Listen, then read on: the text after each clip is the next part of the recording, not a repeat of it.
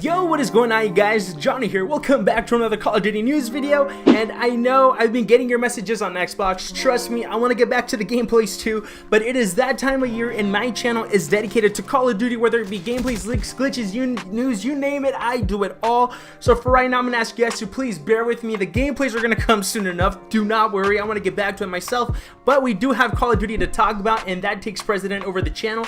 I do want to become your #1 source for everything Call of Duty, so without further ado, before we get into it, I just want to say that everything I talk about will be linked in the description down below, and also timestamps for your topic of choice will also be in the description down below, so that you guys can go ahead and just listen to the parts that you want, or you can go ahead and investigate it yourselves. So let's just jump right into it. And the first thing we're going to talk about is, well, the only thing we're going to talk about really is Call of Duty Battle Royale, Call of Duty Blackout, because that is all this video is going to be on. Treyarch and Valen actually sat down and had another interview with, I don't know who it was, and I'm really not going to bother to look it up.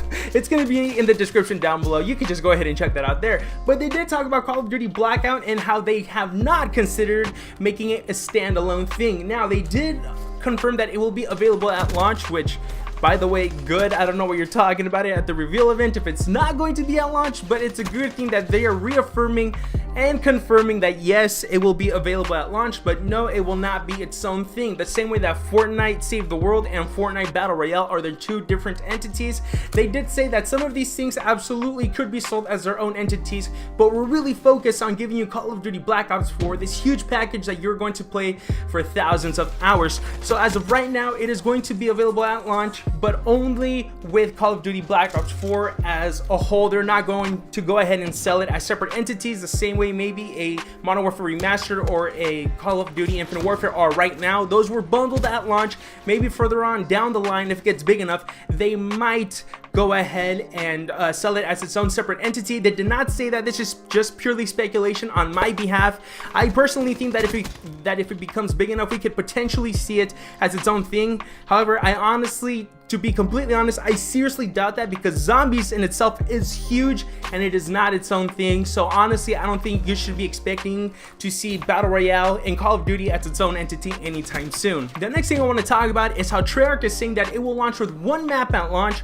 However, it is going to be 1,500 times bigger than Unkwn, and also Treyarch is saying that they wouldn't do it if it wasn't the best and better than any other BR game on the market right now. Treyarch game designer Matt Scornsey, so I'm not even going to try to pronounce that. I'm pretty sure I butchered it, but pretty much this Matt guy, he is a game designer at Treyarch. He actually sat down and said that they wouldn't do Battle Royale if they didn't do it best or better than everyone else. He went on to say, oh, that's how we like it. We wouldn't do it if we didn't think we could do it best and better than anyone else. We've got a huge library of content, 10 years of history. We've got the best gunplay out there. We've got the best movement, and we're not too worried about it. Honestly, we're just worried about making this damn thing as fun as possible, which, to be completely honest with you guys, I think is kind of contradictory. If you say you wouldn't do it if you didn't think you could do it the best, by proxy, that means it is going to be the funnest mode there is. So that last part of the code is kind of contradictory, but whatever, we're gonna let it slide.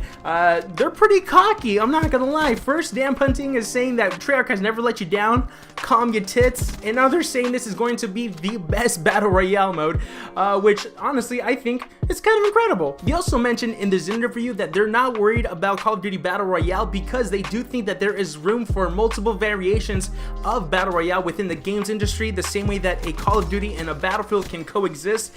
Just different game types and different game mechanics and game styles attract different kinds of people, and that's pretty much how they view the gaming space right now. There is different forms for different people to enjoy Battle Royale. Another thing about this interview that really scares me is that Yale Miller, who is a senior game designer for Treyarch, actually said that he does not know the plans for loot boxes and Blackout, stating that is up to Activision. He went on to say this during the interview. He said, as far as loot boxes and things of that nature go, we're focused solely on the game, right? What is going to be playable at launch, and what are the things that players are going to be able to do. How the company and Activision design decide to distribute that stuff isn't something I personally have insight into. He's already distancing himself from the idea that loot boxes are going to be in the game, and he's trying to really shift blame per se and put it on Activision, which we all know it's Activision's fault. Vonderhaar in the past has been vocal during Black Ops 3 that he did not want loot boxes or guns to be in Call of Duty Black Ops 3. However, that is completely up to Activision. They own the IP and they have the final say, which is very unfortunate.